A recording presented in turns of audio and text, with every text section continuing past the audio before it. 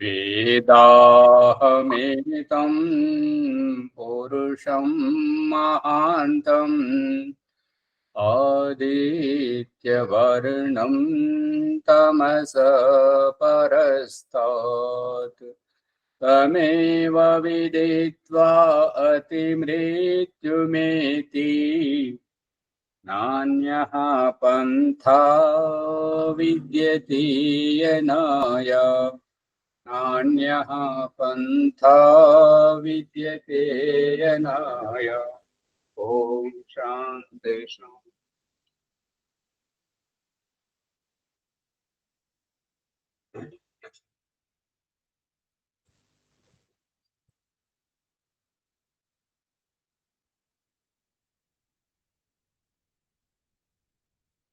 ఈ యొక్క ఉపనిషత్తు జ్ఞాన గంగా అధ్యాత్మ సత్సంగానికి వచ్చేసినటువంటి వారందరికీ నమస్తే, స్వాగతం, సుస్వాగతం. ఏమైనా సందేహాలు ఉంటే అడగండి. శ్వేతాశ్వతర ఉపనిషత్తు 2వ అధ్యాయములో ఉన్నాము. 2వ అధ్యాయములో 7వ సంపుటం నడుస్తుంది. సవిత్ర ప్రసవేన జుషేత బ్రహ్మపూర్వ్యం తత్ర యోనిం కృణ్వతే నాహి తే పూర్వమక్షిపత్ అయిపోయింది. త్రిహి ఉన్నతం స్థాప్య సమం శరీరం హృదీంద్రియాణి మనసా సంనిరుధ్య బ్రహ్మోడుపేన ప్రతరేణ విద్వాన్ సోతాంసి సర్వాణి భయావహాని.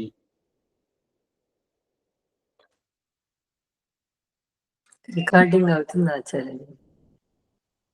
అవుతుంది. త్రిరుత్తరం 3 రకాలుగా మువ్విధముల ఉన్నతం అంటే శ్రేష్టముగా, గొప్పగా, పైపైన అంటే ఉన్నత దిశలో, స్థాప్య ఉన్నత దిశలో స్థాపింపజేసి చెప్తున్నటువంటిది ఏంటంటే సమాన, సమం అంటే సమాన అంటే సీధా అంటే ఉన్నట్టుగా, సూటిగా.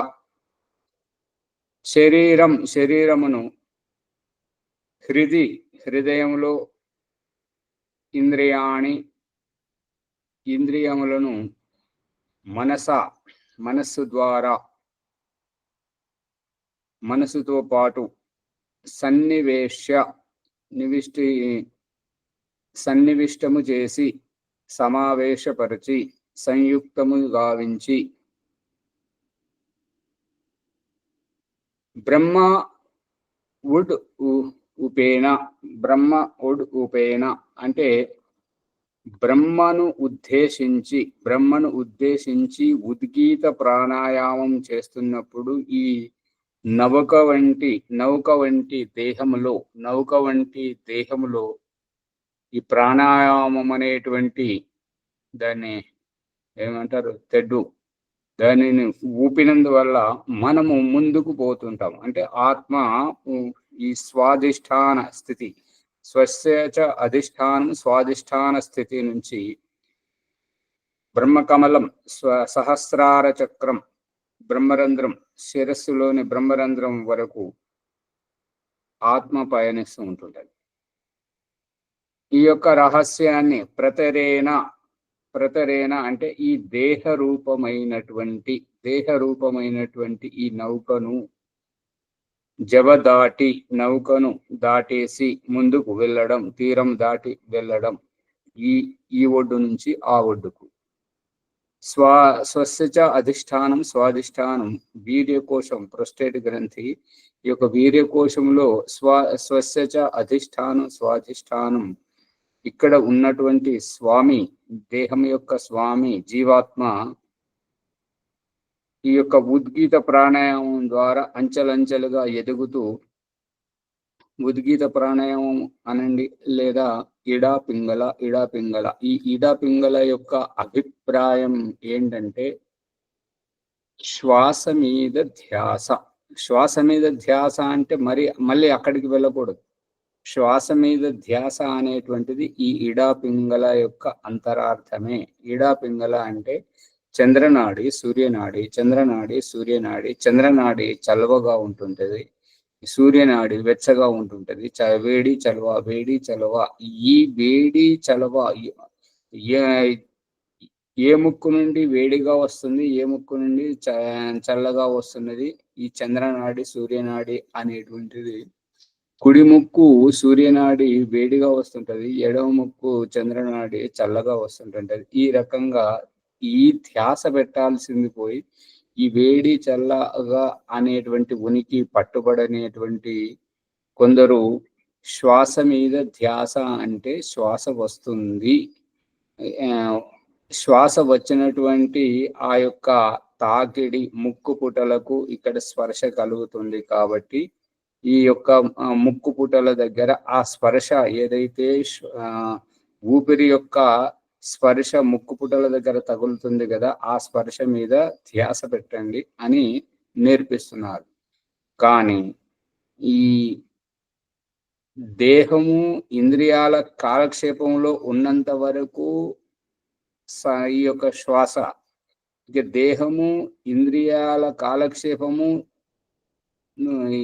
కాలక్షేపమును దాటించి ఇంద్రియాలను దాటేసి ఇంద్రుడు ఆత్మతత్వాన్ని ఎరగాలి అని అంటే ఆత్మను ఈ దేహంలో పొందుపరిచి ఈ జీవితాన్ని ప్రసాదించిన ఆ భగవంతుణ్ణి దర్శించుకోవాలి అని అంటే ఇక్కడ చెప్తున్నటువంటిది ఏంటంటే భగవంతుడు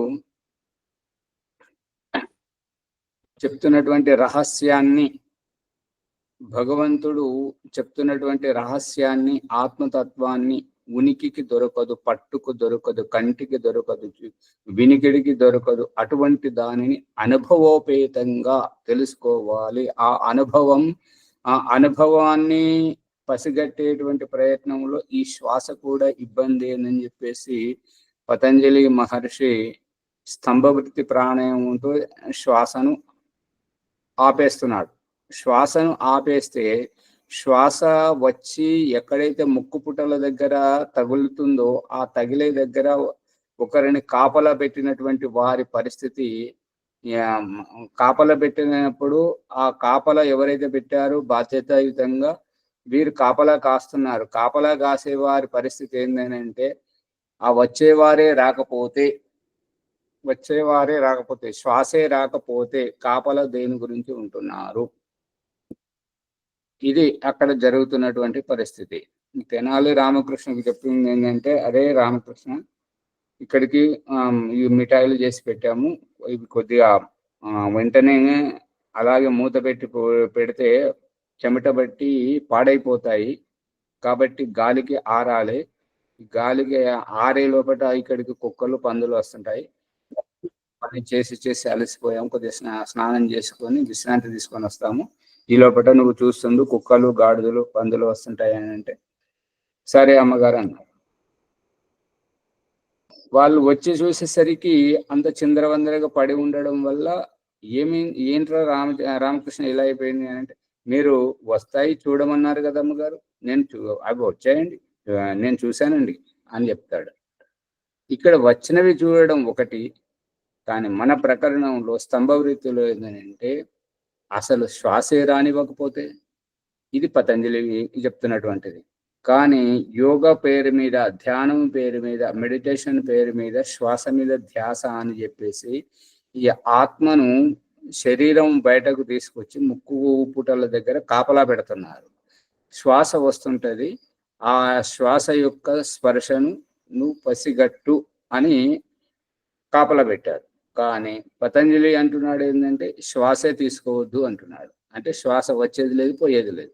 అలాంటప్పుడు ఈ కాపలా ఉన్నటువంటి వారి పరిస్థితి ఏం కావాలి? ఇది అయోమయమైనటువంటి పరిస్థితి. అందుకని ఉన్నతమైనటువంటి ఈ యొక్క అధ్యాత్మ క్షేత్రంలో ఉన్నతమైనటువంటి స్థితిని ఈ యొక్క దీనిని ఈ దేహ స్థితిని, దేహము, దేహ అవయవం, ముక్కు పుటలు, ఇది దేహం యొక్క భౌతికానికి కాపల ఆత్మను పెట్టడం. ఇది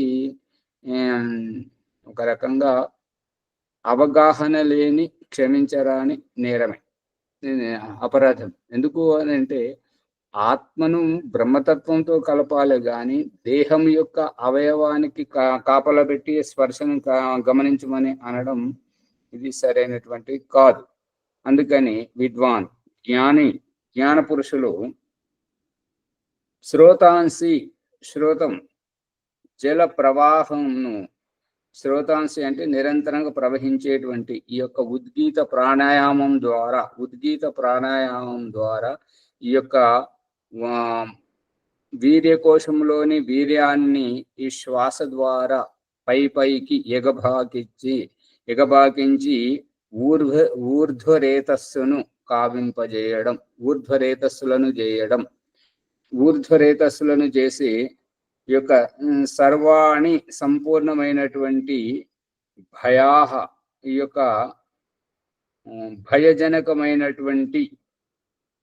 భయజనకమైనటువంటి వీటన్నింటినీ దూరం చేసి ఆత్మతత్వంను, పరమాత్మతత్వాన్ని అవగాహన కల్పించడం, అనుభవోపేతంగా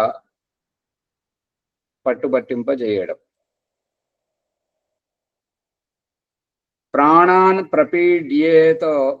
ప్రపీడ్యేహ సంయుక్త చేష్ట క్షీణే ప్రాణి నాసికయోచ్ఛ్వసీత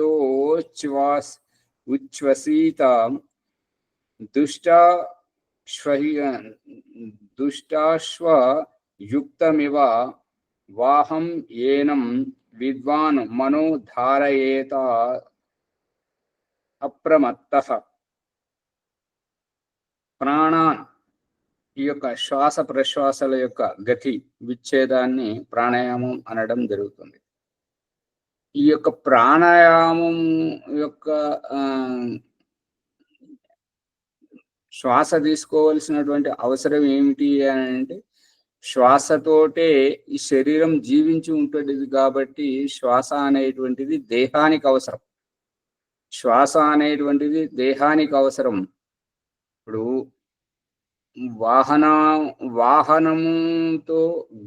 వాహనంతో గమ్యం చేరడం యజమాని ఉద్దేశం.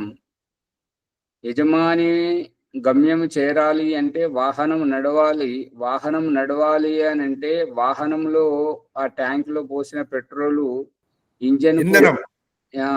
ఇంధనము ఆ యొక్క యంత్రానికి సరఫరా కావాలి, ఇంజన్ కు నడవాలి. ఇంజన్ లోకి నూనె వస్తేనే ఇంజన్ నడుస్తుంటది.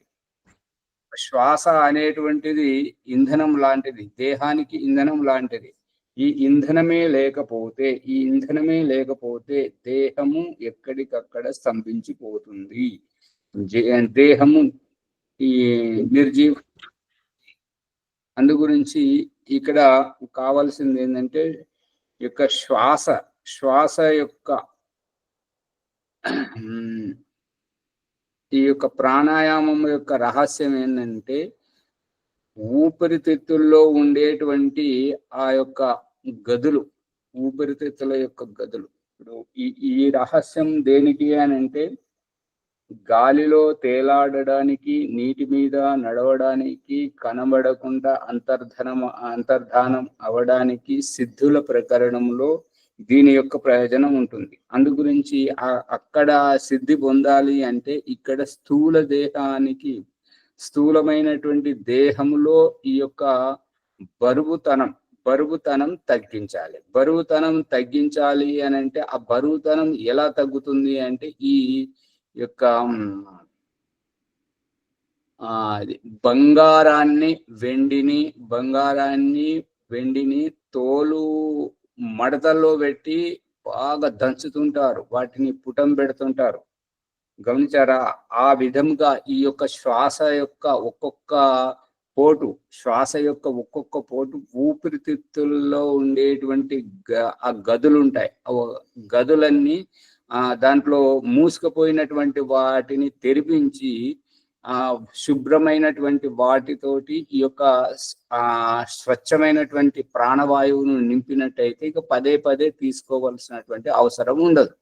ఆ గదులలో నిండినటువంటి ప్రాణవాయువుతోటి, ఊపిరితిత్తుల గదులలో నిండినటువంటి ప్రాణవాయువుతోటి శరీరం జీవించి ఉండగలుగుతుంటది. ఇక బయట నుంచి తీసుకోవాల్సినటువంటి అవసరం ఉండదు. అటువంటి సందర్భంలో ఆత్మ సాక్షాత్కారం కానీ పరమాత్మ సాక్షాత్కారం కానీ జరుగుతుంది అనమాట. ఈ యొక్క ఆధ్యాత్మిక దాంట్లో అనుభూతి ఏంటంటే, ఇప్పుడు ఉప్పు, కారం, పులుపు, వగరు, చేదు అనేటువంటిది నాలుక మీద పెట్టినటువంటి, నాలుకకు కలిగేటువంటి పదార్థ స్పర్శ ఒకటి, గుణ అనుభూతి ఇంకొకటి. ఇక్కడ పదార్థ స్పర్శనేమో పండ్లతోటి నమిలించి దాని రసయుక్తంగా చేసి మింగింపజేస్తున్నాడు. కానీ పదార్థ గుణం నాలుక మీద ఉండేటువంటి గ్రంథులకు స్పర్శించగానే అనుభవంతో ఇది కమ్మగా ఉంది, ఇది చేదుగా ఉంది, ఇది పాసిపోయింది, ఇది రుచికరంగా ఉంది అనేటువంటి అనుభూతి, ఆ అనుభూతికి పరవశింపజేయడం, ఆనందింపజేయడం, ఉల్లాసంగా దానికి ఆరగింపజేయడం, ఆస్వాదింపజేయడం. ఈ యొక్క ప్రాణం యొక్క శ్వాస యొక్క ఉద్దేశం ఊపిరితిత్తులలో, ఇప్పుడు అరబ్ దేశంలో ఉండేటువంటి వారికి ఇసుక తుఫాన్లు వస్తాయి. ఇక్కడ మనకు తుఫాన్లలో నీరు ఎట్లయితే వస్తుంటుందో అక్కడ వారికి ఈ ఇసుక దిబ్బలన్నీ పెద్ద పెద్ద దిబ్బలు ఉంటాయి. కాబట్టి ఆ గాలి తుఫానుకు అది దుమ్మంతా లేచి ఇక్కడికి వెళ్ళి అక్కడ పడితే, అక్కడికి వెళ్ళి ఇక్కడ పడితే ఇసుక తుఫాన్లు వస్తుంటాయి. కాబట్టి వారికి నీరు దొరకదు. మరి నీరు లేకపోతే జీవనం ఉండదు. అయితే జీవితాన్ని కాపాడుకోవాలి. కాబట్టి వాళ్ళు ఏంటంటే ఇక ఒంటెలను పెంచుకుంటూ ఒంటెలకు ఎక్కువ ఉప్పు తినిపిస్తారు. ఎక్కడైనా యాత్ర చేయాలన్నప్పుడు ఒంటెలకు ఉప్పు తినిపిస్తే వాటికి దాహం ఎక్కువైతుంటే ఇక నీళ్లు తాగిపించేటప్పుడు ఎక్కువ శాతంలో నీరు తాగించి, ఎప్పుడైతే ఈ వీరికి మనుషులకు నీరు దొరకదో అప్పుడు ఒక్కొక్క ఒంటెను చంపుకుంటే దాని లోపల ఉన్నటువంటి నీరుని సేవిస్తుంటారు అన్నట్టుగా, తాగుతుంటారు, తాగడానికి తినడానికి వినియోగిస్తుంటారు అన్నట్టుగా. ఆ రకంగా నీటిని, ఇప్పుడు నీరు ఎక్కువ తాగడానికి దానికి ఎట్లయితే ప్రయత్నం చేస్తున్నారో, ఈ యొక్క శరీరము సజీవంగా ఉండాలి అని అంటే ఈ ఊపిరితిత్తుల గదుల్లో ఉండేటువంటి ఆ యొక్క మూసుకుపోయినటువంటి గదులన్నీ తెరిపియాలి. ఇప్పుడు ఏంటంటే మంది ఎక్కువ అయ్యారు అనుకోండి, ఏం చేస్తుంటాం, మన ఇంట్లో గదులు లేకపోతే పక్కింటి వాళ్ళకి ఇక్కడ అక్కడ ఏదైనా కార్యక్రమం అయినప్పుడు స్కూళ్ళు, కాలేజీలు, లాడ్జింగ్, హోటళ్ళు అన్ని ఎట్లయితే బుక్ చేస్తుంటారో ఉండడానికి అనుకూలంగా శుభ్రం చేసుకుంటారో, ఈ యొక్క దేహమును సజీవంగా ఉండడానికి ఈ శ్వాస ఎప్పటికీ మనకు అవసరం ఉండదు, మనకు దొరకనప్పుడు మనం ఈ యొక్క శరీరం సజీవంగా ఉండాలి, శరీరాన్ని కాపాడాలి. కాబట్టి శరీరం మూలం కలు ధర్మ సాధనం. ఈ యొక్క ధర్మాన్ని, ఈ యొక్క ఆత్మ సాక్షాత్కారం, పరమాత్మ సాక్షాత్కారం శరీరం సజీవంగా ఉండాలి. శరీరం ద్వారానే, శరీరం మాధ్యమంగానే, శరీరం యొక్క బుద్ధి, మనసు, ఈ ఇంద్రియాల ఆధారముగానే ఈ యొక్క ఆత్మ సాక్షాత్కారం, పరమాత్మ సాక్షాత్కారం కావాలి. కాబట్టి ఈ యొక్క అప్పటి వరకు ఈ శరీరం సజీవంగా ఉండాలి. కాబట్టి అప్పటి వరకు ఈ శరీరం సజీవంగా ఉండాలి అంటే శరీరం యొక్క కనీస అవసరాలు పూర్తి చేయాలి. కాబట్టి ఈ స్థూలాహారాన్ని అయితే జలమును, అన్నపానీయాలను ఆపేస్తున్నాడు. పిపాసే కంఠ పిపాస నివృత్తి అని ఆకలి దప్పికలను స్తంభింపజేసినప్పుడు ఒక శ్వాస మీదనే ఆధారపడి ఉండాలి. కాబట్టి ఆ యొక్క శ్వాస సైతం ఈ యొక్క ఊపిరితిత్తుల్లో ఉండేటువంటి దానిని అంతా శుభ్రం చేసుకొని ప్రాణవాయువును నింపి పెట్టుకున్నప్పుడు అది ఏంటంటే, ఇప్పుడు మనం సంవత్సరానికంతా సరిపడేటువంటి ఒక పంటతో పండినటువంటి ధాన్యాన్ని మళ్ళీ పంట వచ్చేంత వరకు కాపాడు ఏ రకంగా అయితే సేవిస్తూ ఉంటామో ఆ రకంగా ఈ యొక్క స్టోరేజ్, ఇంగ్లీష్లోనైతే స్టోరేజ్ అంటుంటారు, ఇక తెలుగు, సంస్కృతం, హిందీలోనైతే భండారం, నింపి పెట్టుకోవడం, ధాన్య భండాగారం. ఈ శరీరానికి కావలసినటువంటి కనీసమైనటువంటి ఈ యొక్క ధాన్య భండాగారం ఈ ఊపిరితిత్తులు అన్నట్టుగా. అందు గురించి ఈ శ్వాస అనేటువంటిది తప్పనిసరి. శ్వాస లేకపోతే జీవితం ఉండదు. ఈ యొక్క అందుకే ఈ యొక్క ఆభ్యంతర కుంభకం, బాహ్య కుంభకం తోటి ఈ యొక్క ప్రాణాయామం చేయడం జరుగుతుంది. ఇక బాహ్యం, ఆభ్యంతరం రెండు చేస్తున్నప్పుడు స్తంభించినప్పుడు దేహం యొక్క స్థితి ఏమిటి, దేహం యొక్క స్థితి ఏమిటి అని అంటే ఈ యొక్క బాహ్య కుంభకం, ఆభ్యంతర కుంభంతో. ఇప్పుడు పూర్వకాలంలో వాళ్ళు ఏమంటారంటే, నాడీ వైద్యులు వాళ్ళు ఏదైనా ఔషధం ఇస్తే ఈ యొక్క గాజు సీసాలో చెక్క బెరడు పెట్టి ఇచ్చేవారు. ఆ చెక్క బెరడు, గాజు సీసాలో చెక్క బెరడు పెట్టి ఔషధం ఇచ్చేవారు. ఈ ఔషధం సేవించినప్పుడు ఆ బెరడు తీసుకోవాలి, ఆ సీసాలోంచి ఔషధం సేవించి మళ్ళీ ఆ బెరడుని మళ్ళీ బిగించి పెట్టుకునేటువంటి వారు. ఆ బెరడు లాంటిదే ఈ ఊపిరితిత్తుల్లో ఉండేటువంటి మలిన మురికి అంతా వెళ్ళిపోతుంటుంది. ఈ మురికి అంతా వెళ్ళిపోయినప్పుడు దాంట్లో ప్రాణవాయువు నిండి ఉంటుంటది. నిండి ఉన్నప్పుడు ఇక దేహం యొక్క కనీస అవసరం పూర్తయింది కాబట్టి ఇక దేహ స్థితిలోనే సక్రియంగా ఉంటుంటది. ఇక ఆత్మస్థితిలో తన స్వరూపాన్ని, పరమాత్మ యొక్క సాన్నిధ్యాన్ని, పరమాత్మ యొక్క సగుణ నిర్గుణ ఉపాసనం చేయడానికి కానీ, సాక్షాత్కారం చేసుకోవడం కానీ, ఇక బంధములను కొలుచుకొని ముక్తి పొందేందుకు ఆత్మ ప్రయత్నిస్తూ ఉంటుంటుంది అన్నమాట. అందు గురించి ఈ ప్రాణం అనేటువంటిది అత్యంత అవసరం అన్నమాట.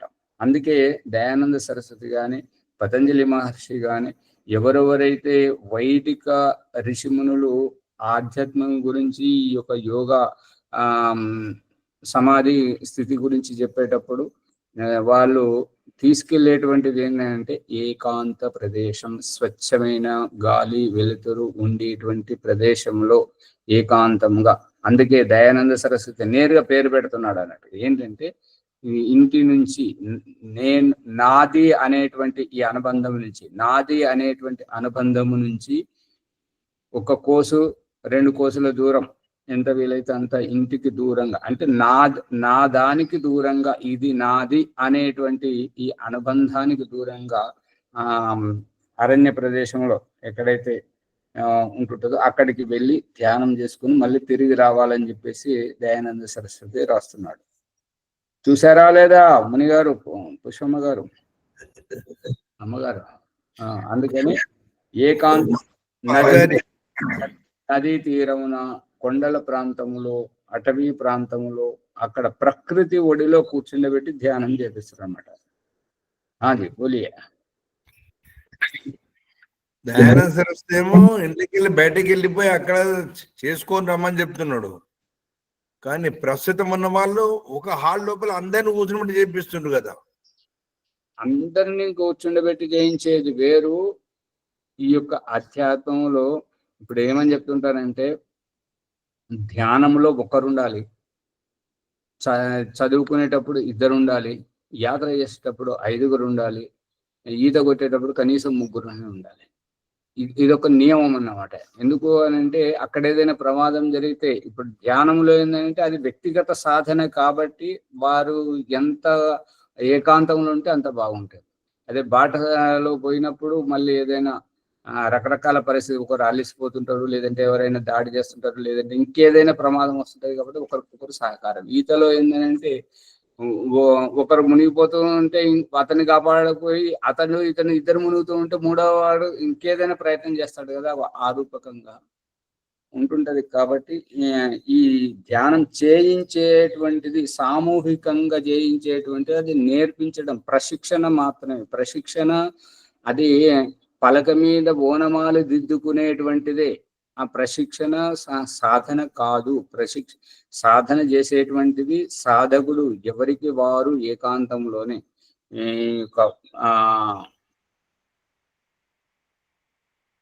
ప్రశిక్షణ ఇచ్చేటువంటి గురువు వారికి నిర్దేశం ఇచ్చి ఎవరికి వారు సమాధి స్థితిలో ఉండి సాధన ఈ విధంగా చేయాలి అని అన్నప్పుడు చేసేది అది ఏకాంతమే.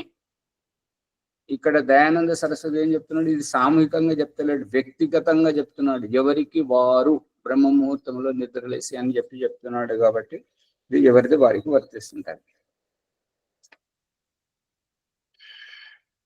ఇక ఈ ప్రాణాయామం ఎలా చేయాలనేటువంటిది, ఆ ప్రాణం యొక్క విలువ, శ్వాస యొక్క విలువ, దేహం యొక్క అవసరము, ఇది దేహానికి అవసరమే కానీ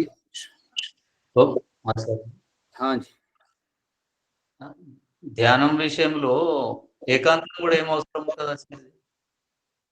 ఎప్పుడైనా ధ్యానం చేసుకోవచ్చు. ఇప్పుడు ఇంకా మనస్సు దగ్గరికి వెళ్ళి ఇప్పుడు ప్రాణం దగ్గరికి వచ్చాడు, ప్రాణం గురించి చెప్తున్నాడు, ప్రాణాన్ని ఒలుస్తున్నాడు. ఇక ధ్యానం గురించి ముందు వస్తుంది కదా. ఏకాంతము ఏంటి అంటే ఇంద్రియ కాలక్షేపము, దేహ అవసరాలు, దేహం యొక్క మలమూత్రము తయారు కావడము, దేహం ఆకలి దప్పికలు, ఇవన్నీ కాకుండా ఏకాంతం. ఇప్పుడు అక్కడ చెప్తున్నాడు కదా, ఏంటంటే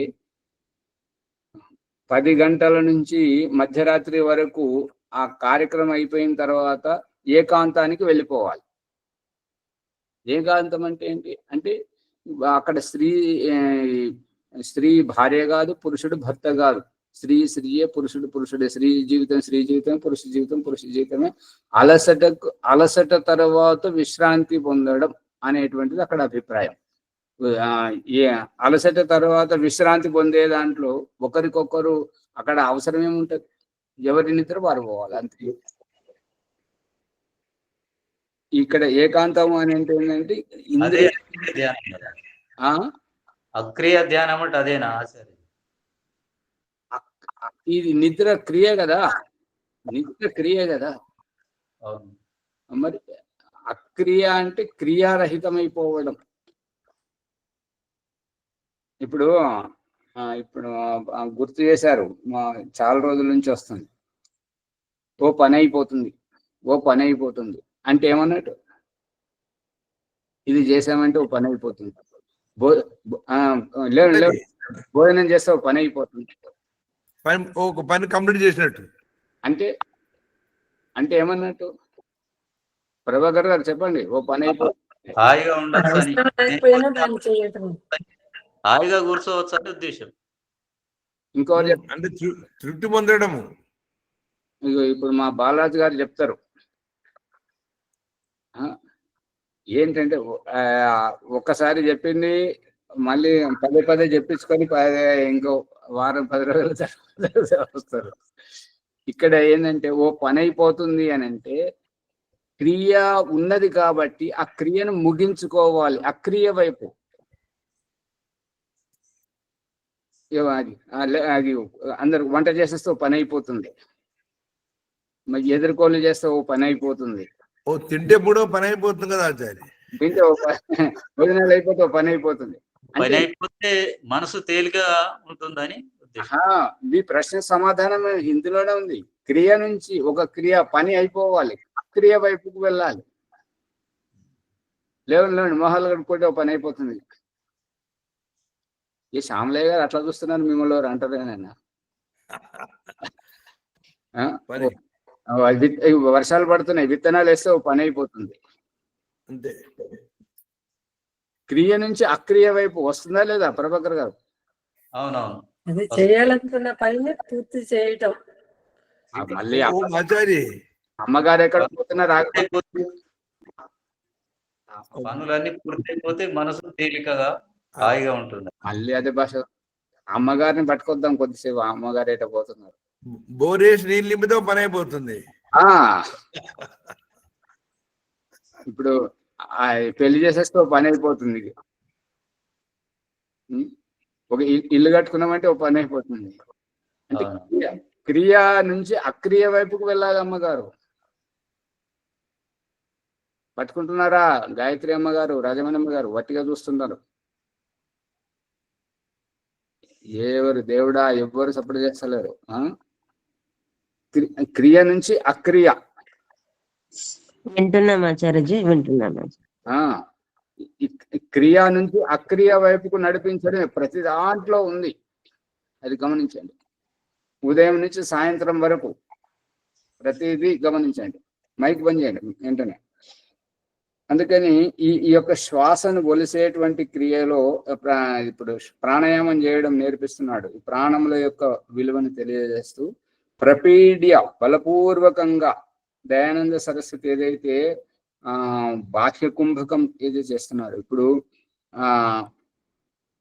వచ్చేదే 2-3 నిమిషాలు ఆలస్యంగా వస్తుంటారు. ప్రాణాయామం చేయడం మీద ఎంతైతే చేయడం మీద ఎంతైతే ధ్యాస పెడుతున్నారో దాని తర్వాత ఆత్మ పరమాత్మ ప్రకృతి యొక్క చింతన మననం. ఈ ఆత్మ పరమాత్మ ప్రకృతియే ఇదే కాదు, దీని తర్వాత ఇంకా వస్తున్నది సాక్షాత్కార ప్రక్రియ వస్తున్నది, ఇంకా అక్రియ ధ్యానం వస్తున్నది. మీరు ఒకదాన్ని పట్టుకొని ఆ మొదటి మెట్టులోనే ఉంటున్నారు. ప్రాణాయామానికి ఎక్కువ విలువిస్తున్నారు. ఆలస్యంగా వచ్చినప్పుడు 1-2 చేసేయాలి, ముందుకు దాటేసి వెళ్ళిపోవాలి. ప్రభాకర్ గారు అది అయిపోయే వరకు ఇవాళనైతే ఎంత సమయం వరకు చేసిన అంత సమయం ఉంది దాంట్లో. ఓ మాచారి 15 నిమిషాల ప్రాణానికి కేటాయిస్తే చాలు, అంతే చాలు, ముందుకు వెళ్ళిపోవాలి అంతే.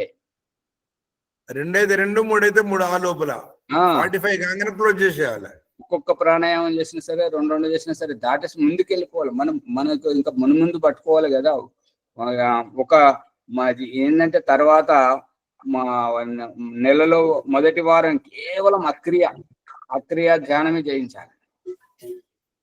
ఒక వారం ఆత్మ గురించి, ఒక వారం పరమాత్మ గురించి, ఇంకొక వారం ప్రకృతి గురించి, ఇంకొక వారం సాక్షాత్కారం గురించి. ఇవి రావాలి ముందుకు, వస్తే మనం జయించగలుగుతాం కదా. ఇంకొకటి ఏమనిపిస్తుంది ఆచార్య అంటే సంధ్య చేసేటోళ్ళు మొదలే ఈరోజు సంధ్య ఎవరు అయితే చేస్తారో వాళ్ళు ఫస్ట్ రావాలి. మొదలు ఆ ఫస్ట్ వచ్చి లాస్ట్ వరకు ఉండాలి. లాస్ట్కి వస్తున్నారు, ఏదో సంధ్య చేస్తున్నారు, పోతున్నారు. ఫస్ట్ వస్తానే లేరు. అది ఎవరు వస్తే వాళ్ళే వస్తున్నారు. సంధ్య చేసిన కంపల్సరీ ఆ రోజు ఎవరైతే సంధ్య చేస్తారో వాళ్ళు ఫస్ట్ నుంచి లాస్ట్ వరకు ఉండాలి. అంటే శ్యామలయ్య గారి అభిప్రాయం ఏంటంటే అందరికీ మంచి సంచాలం వేదిక నడిపించడం రావాలి.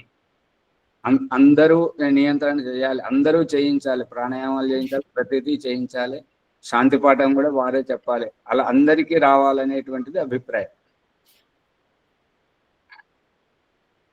మాట్లాడతలేరు సువర్చలమ్మ గారు, నన్ను ఎవరు అడుగుతారని. అది కూడా బాగానే ఉంటది అట్లా. మరి అందరికి రావాలి కదా. ఇది వాంతికి చేసినట్టుగా బలపూర్వకంగా ఎంతైతే శ్వాసను బయటకు తీసి బయట ఆపడం, ఇప్పుడు ఉక్కిరి బిక్కిరి అయ్యే వరకు ఆపడం. ఈ ఉక్కిరి బిక్కిరి అయ్యేటువంటి స్థితిలో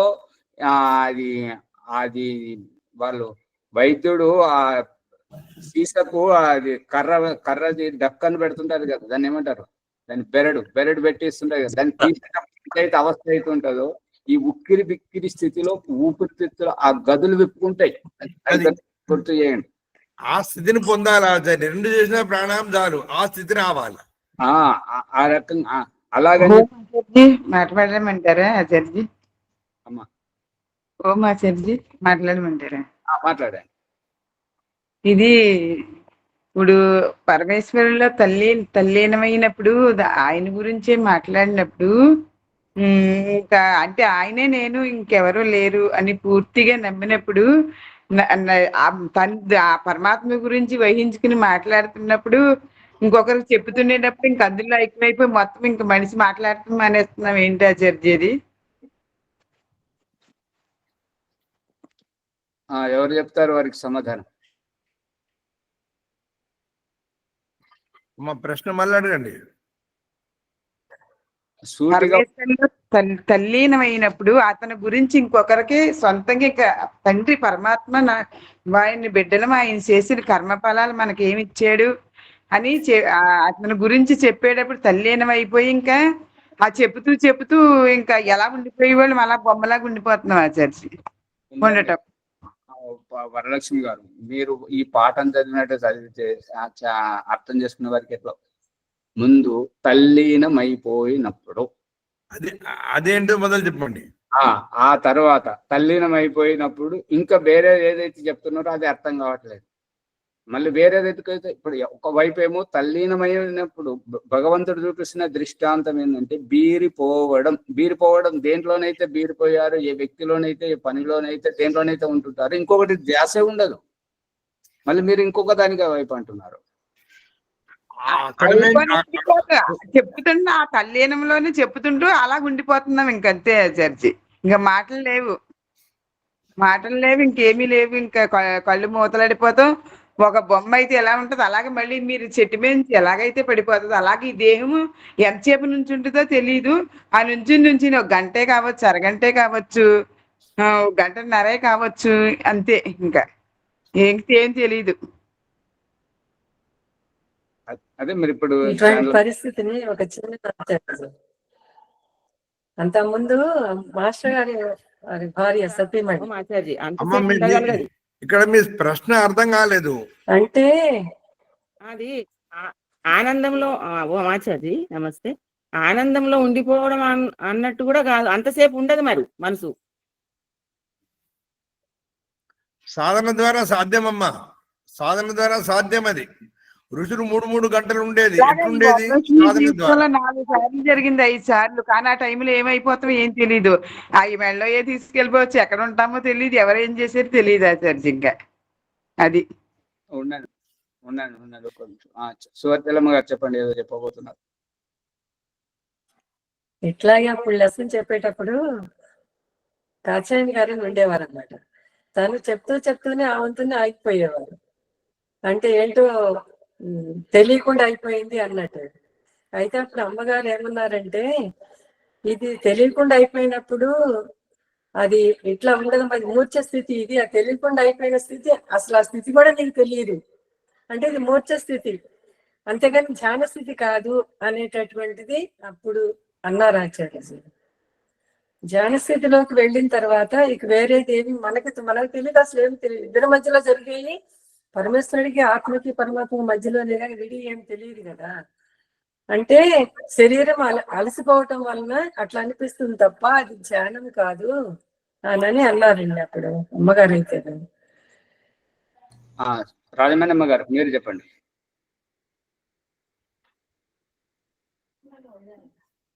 నేనేమంటున్నానంటే ఆచార్య, అంతసేపు ఉండగలము అని అనిపిస్తుంది. ముని గారు చెప్పండి, మీరు చెప్పండి. వరలక్ష్మి గారు చెప్పింది ఏంటంటే, బీరిపోయే స్థితిలో తన్మయత్వం భావంలో ఉన్నప్పుడు ఇంకా వేరే ఏది తెలియడం రాదు. ఈశ్వర అనుభూతుల్లోనే ఉండిపోతాం. ఎంతసేపు ఉండిపోతామో తెలియదు. మళ్ళీ సడన్ గా ఈ ప్రపంచానికి వచ్చినామంటే అది కట్ అయిపోతుంది. ఆ స్థితి మాట చెప్తున్నారు. ఆ స్థితి యథార్థం కూడా ఆ స్థితి అనుభూతిలోకి వస్తుంది. ఋషులు మునులు 3 గంటలు ధ్యానంలో ఉండి మైమరిచిపోయారు, పరమాత్మ ధ్యానంలో ఉండి. అది సాధ్యం.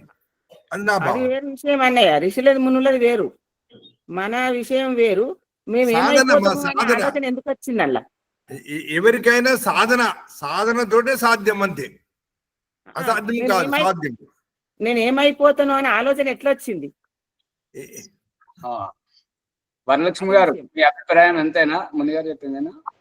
మేలుకు వచ్చాక మనం ఇది సోసలమ్మ గారు అన్న అభిప్రాయం ఇప్పుడు చెప్పాను కానీ అప్పుడు ఆ స్థితిలో లేదు, తెలీదు. అది కూడా తెలుసుకోవాలి మీరు. అంటే మేలుగా అంటే మీరు నిద్రపోతున్నట్టే కదా. మేలుగా వచ్చినప్పుడు అంటే ఇప్పుడు అమ్మగారు చెప్పింది అదే కదా, తన్మయత్వంలో ఉన్నాను అంతే అండి. నాకు తన్మయత్వంలో పరమాత్మ ఎవరితో ఇంక మాటలు లేవు. ఆ చెప్తే మనం తల్లిని అయితేనే కదా పరమాత్మ గురించి చెప్పగలదు. చెప్పలేం కదా. అతని మీద ఎక్కువ ప్రేమ ఉన్నప్పుడే కదా. చెప్తూనే మాట్లాడకుండా సైలెంట్ అయిపోయి ఇంక మొత్తం నుంచున్నట్టే ఈ చేతులు ఇలా చెప్తుంటే ఆయన గురించి అలాగ ఉండిపోవటం. అది ఆచార్య. ఇలా కూర్చుని ఉంటే చెప్తుంటే అలాగ ఉండిపోవటము. కూర్చుని అలా నుంచున్నాం అనుకోండి, అరగంట దాకా అలాగే ఎంతో వాళ్ళే చెప్తున్నారు, టైం ఎంత అయింది, నువ్వు అసలు కదిలికి లేదు, ఏమీ లేదని చూసిన వాళ్ళు చెప్తున్నారండి. నేను చెప్పడం కాదు, వాళ్ళు చూసిన వాళ్ళు చెప్తే నేను చెప్తున్నాను. అది నేను చెప్పడం కాదు, నాకు తెలియదు. ఇంకా ప్రభాకర్ గారు చెప్పండి. అంటే ఇక్కడ తన్మయత్వంలో ఉంటూ మన పరిసరాలను మర్చిపోవడం ఒక ప్రమాదకరం అని ఉద్దేశం. ముని గారు చెప్పండి. తన్మయత్వంలో ఉన్నప్పుడు ఆచారి తన యాక్టివ్గానే ఉంటాడు, యాక్టివ్గా ఉంటాడు, కానీ ఈశ్వరీయ భావంతో నిండి ఉంటాడు. అతను బయట ప్రపంచం అని తెలియదు. అదే అది 1 నిమిషం, 2 నిమిషాలు, 3 నిమిషాలు, 10 నిమిషాలు కావచ్చు. అది యథార్థం కూడా. అట్లా నాకు కూడా 2-3 సార్లు జరిగింది కూడా. ఇప్పుడే కూర్చొని ఇప్పటికి ఇంత టైం అయిందా అట్లా అనిపించింది. భాగ్యలక్ష్మి గారు చెప్పండి.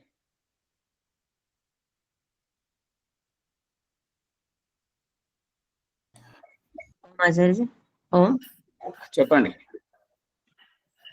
నేను బయట ఉన్నాను ఆచార్య. గాయత్రి అమ్మగారు చెప్తారా? బాలాజీ గారు, శ్యామలయ్య గారు, మీకేమర్థమైంది చెప్పండి. సాధన ఆచార్యజీ, నాకు అర్థమైంది ఏంటంటే, బాగా అలసిపోయినప్పుడు, నిద్ర వచ్చినప్పుడు ఆ విధంగా జరుగుతుందేమో ఒకటి. రెండవది ఏంటంటే, పూర్తిగా ఇక్కడ ఈ ప్రపంచం మీద ఏం ధ్యాస లేనప్పుడు అట్లా జరుగుతుందేమో. రెండు రకాల ఆలోచనలు వస్తున్నాయి నాకైతే. ఇంతవరకైనా ఏమైనా సందేహం ఉందా? పుష్పమ్మ గారు కెమెరా దాపెట్టుకొని చాటుకుంటారు. ఇది ఇక్కడ ఏంటంటే, పొట్ట శుద్ధి లేకపోతే ఇవన్నీ జరుగుతాయి. ఒకటేమో శరీరం అలసట, పొట్ట శుద్ధి లేకపోతే ఇలా జరుగుతుంది. కాబట్టి పొట్ట శుద్ధి గురించి శుచి, శుభ్రత, దినచర్య దయానంద సరస్వతి మొట్టమొదటి చెప్తున్నటువంటిది ఏంటంటే, 4 గంటలకు లేచి భగవంతుని ప్రార్థన చేసుకొని కాలకృత్యాలు తీర్చుకొని స్నానం చేసి బయటకు వెళ్ళిపోమంటున్నాడు ధ్యానం చేసుకోవడానికి. ఇదంతా శుద్ధి ఉన్నప్పుడు ఈ యొక్క అలసట అనేటువంటిది రాదు, నిద్ర అనేటువంటిది రాదు. అప్పుడు అలసట ఏమీ లేదు ఆచార్యజీ, అలసట లేదు అసలు. ఆకలి నేను తక్కువగా తిని ఎక్కువ సాధన చేయటం వల్ల. ఎక్కువ సాధన చేయడం కాదు, ఎక్కువ సాధన చేస్తే తన్మయత్వ భావంతో వచ్చినప్పుడు ఏంటంటే ఈ దేహ ధ్యాసే ఉండదు. మనం బస్సులో ఊపుకున్నామో తెలియదు, ఇంట్లో ఊపుకున్నామో తెలియదు, చెట్టు కింద ఊపుకున్నామో తెలియదు. అదే కదా ఆచార్య చెప్తుంటా, అదే కదా చెప్పేటప్పుడు చేసేటప్పుడు అందులో లేకపోయిపోయి ఇంక తెలియదట్లేదు అంటుంటేని ఆచార్యజీ. సరే, మేము అనుభవంతో తెలుసుకుంటాం, అందుకే మిమ్మల్ని ఏం అడగట్లేదు ఆచార్య.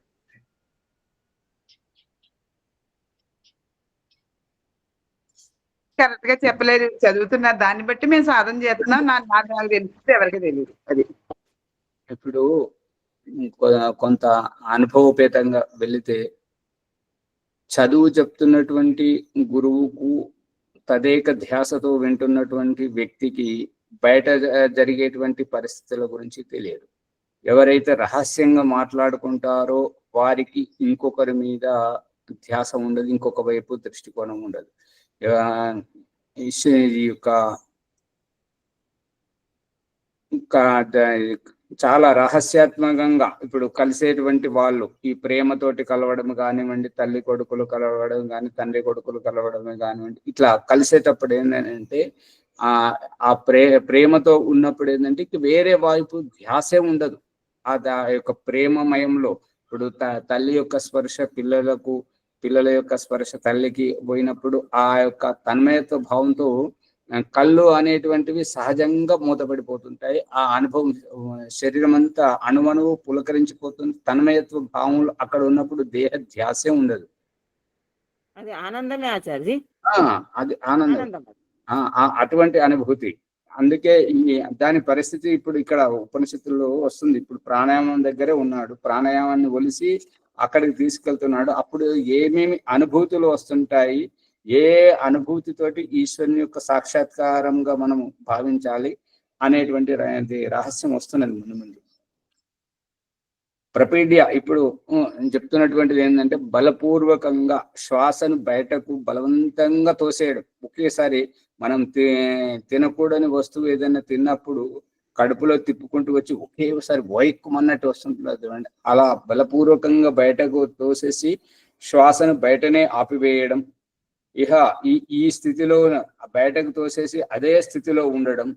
సంయుక్త చేష్ట, ఇక శరీరానికి ఎక్కడి కదలకుండా ఉంచాలి. శరీరంను కదలనివ్వడం వల్ల ఏంటంటే ఊపిరితిత్తులు కదులుతుంటాయి, లోపల అవయవాలు కదులుతుంటాయి. కాబట్టి శరీరం ఒక బొమ్మ ఓలే, పోత పోసిన బొమ్మ ఓలే అలాగే ఉండాలి. అలాగే ఉన్నప్పుడు ఈ యొక్క ఆ అవయవాలన్నీ ఎక్కడి ఒక్కడ పనిచేస్తూ ఉంటుంటాయి. కాబట్టి మనకి ఎక్కువ ఇబ్బంది కాదు. కదిలినప్పుడు పడిపోయేటువంటి ఆస్కారం కూడా ఉంది. కళ్ళు తెరిస్తే కళ్ళు తిరిగి చక్కెర వచ్చేటువంటి ఆస్కారం కూడా ఉంది. అందుకనే కళ్ళు మూసుకొని చేయాలి. సంయుక్త చేష్ట ఈ రకంగా శారీరక ఈ యొక్క గతిని ఎంతసేపు అయితే మనం ఆపగలుగుతుంటామో అంతసేపు ఆపాలి. ఎక్కువసేపు ఆపకూడదు అనమాట. మరియు ఉక్కిరి బిక్కిరి అయ్యేటువంటి స్థితిలో నెమ్మదిగా పీల్చుకోవాలి. ఈ యొక్క వదిలేటప్పుడు ముక్కు నుండి శ్వాసను బయటకు తీసేటప్పుడు ఎంత బలపూర్వకంగా తీసినా మంచిదే, కానీ లోపలికి పీల్చుకునేటప్పుడు బలపూర్వకంగా తీసుకోకూడదు, నెమ్మదిగా తీసుకోవాలి. దీని ఏంటంటే ఈ యొక్క స్వార్థపూరితమైనటువంటి ఈ ప్రపంచంలో అందరూ మన వాళ్ళని కాదు, అన్ని పరిస్థితులు మనమనే కాదు, కాబట్టి చాలా ఎవరిని నమ్మకూడదు,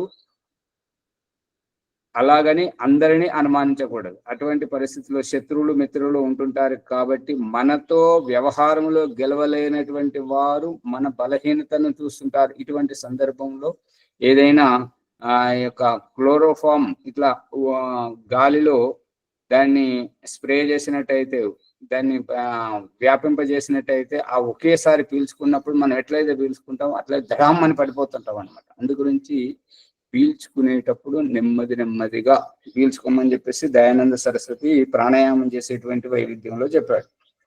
అందు గురించి ఒకేసారి లోపలికి తీసుకోవద్దు. వదిలేటప్పుడు మాత్రం ఎంత బలపూర్వకంగా వదలగలిగితే అంత మంచిది. తీసుకునేటప్పుడు మాత్రం నెమ్మదిగా తీసుకోవాలి. క్షీణే ప్రాణే. ఇక ఆ రకంగా ఈ యొక్క శ్వాస ఎప్పుడైతే క్షీణిస్తూ ఉంటుంటుందో నాసికయ ఆ ముక్కు ద్వారా ఉచ్ఛ్వసిత దీర్ఘం అంటే ఇంకా బయట ఎంతైతే బయటకు తీసేయగలుగుతుంటామో అంత తీసేసిన తర్వాత దుష్ట శ్వాసయుక్తం. దుష్ట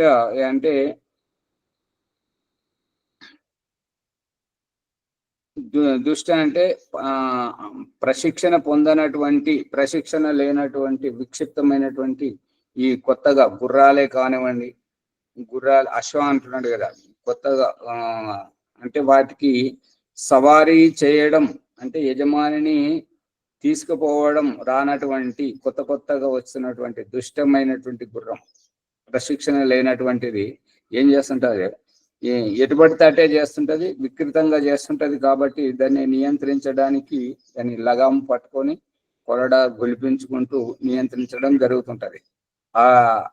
ఈ యొక్క నియంత్రణ అనేటువంటి శ్వాస ప్రశ్వాస తీసుకునేటప్పుడు మనము నియంత్రణలో ఉండాలి. నియంత్రణ కోల్పోయి చేయకూడదు. ఇంకొకటి, ఈ యొక్క ప్రాణాయామం చేసేటి మలమూత్ర విసర్జన చేసుకున్న తర్వాతనే ప్రాణాయామం చేయాలి. మళ్ళీ ఇంకేదైనా కంపు, దుర్వాసన, ముక్క వాసన, అది యొక్క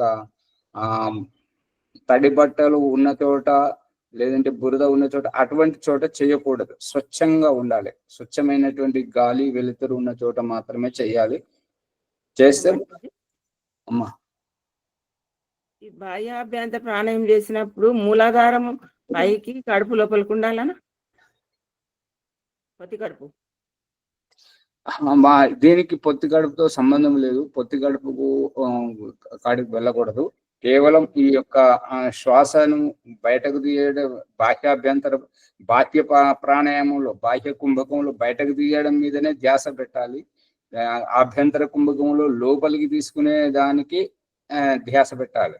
ఇక్కడ పొత్తి కడుపు వరకు వెళ్ళదు. కాబట్టి పొట్ట శుద్ధి చేయడానికి ఈ యొక్క అవయవాలు, ఈ యొక్క ఏమంటారు పిత్తాశయము, గాల్ బ్లాడర్, ఈ యొక్క కాలేయం, వీటన్నింటిని శుద్ధి చేయడానికి ఇక్కడ అవయవాల మీద రక్త శుద్ధి చేయడానికి ఈ యొక్క ప్రాణాయామం జరుగుతుంది. కాబట్టి మానసిక విక్షిప్తతకు దీని యొక్క అవసరం ఉంటుంది. అది కాబట్టి ఈ యొక్క ప్రాణాయామం చేసేటప్పుడు కేవలం ఇప్పుడు పొత్తి కడుపు మీద పెట్టాల్సింది ఎప్పుడు అని అంటే ఈ ఉద్గీత ప్రాణాయామం చేస్తున్నప్పుడు మాత్రమే. ఉద్గీత ప్రాణాయామం చేస్తున్నప్పుడు ఈ యొక్క పొత్తి కడుపు కదులుతూ ఉంటుంటది.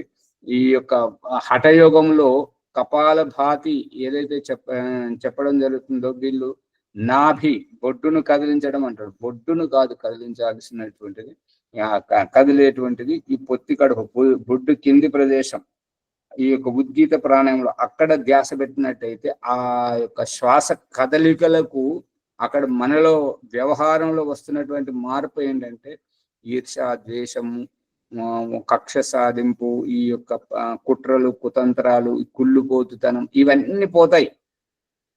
దాని గురించి ఈ యొక్క నాభి క్రింది ప్రదేశం, పొత్తి కడుపు మీద ధ్యాస పెట్టాలి. కానీ ఇప్పుడు ఇక్కడ చెప్తున్నటువంటిది ఏంటంటే శ్వాసను నియంత్రించడం ఎటు పడితే అటు కాకుండా ఒక వ్యవస్థితంగా తీసుకోవడం ద్వారా ఇవన్నీ సిద్ధిస్తూ పోతుంటాయి.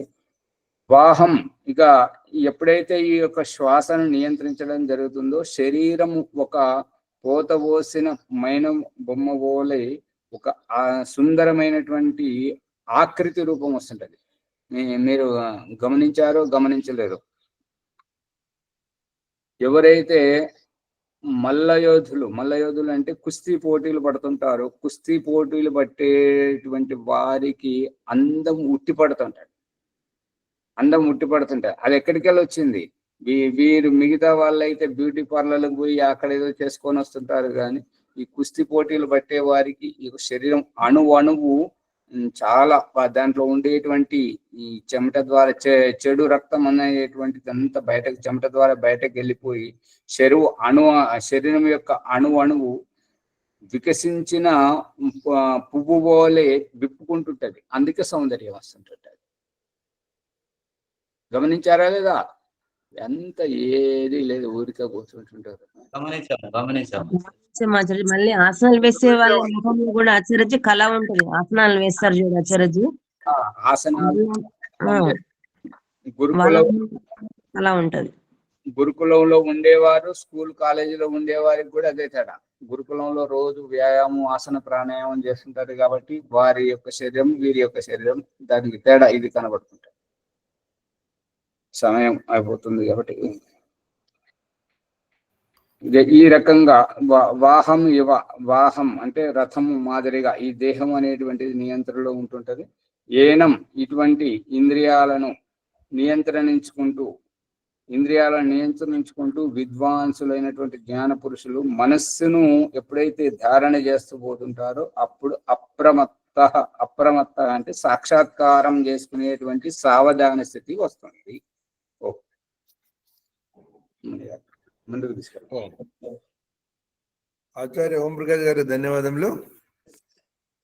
శ్వేతాశ్వత ఉపనిషత్తు 2వ అధ్యాయము 5వ మంత్రము 5వ యొక్క 9 అయిపోయింది, 10వది రేపు. 10వ దాంట్లో ఆచార్య రేపు 10వ దాంట్లో ఇవాళ 9 అయిపోయింది, 8, 9 అయింది ఇవాళ.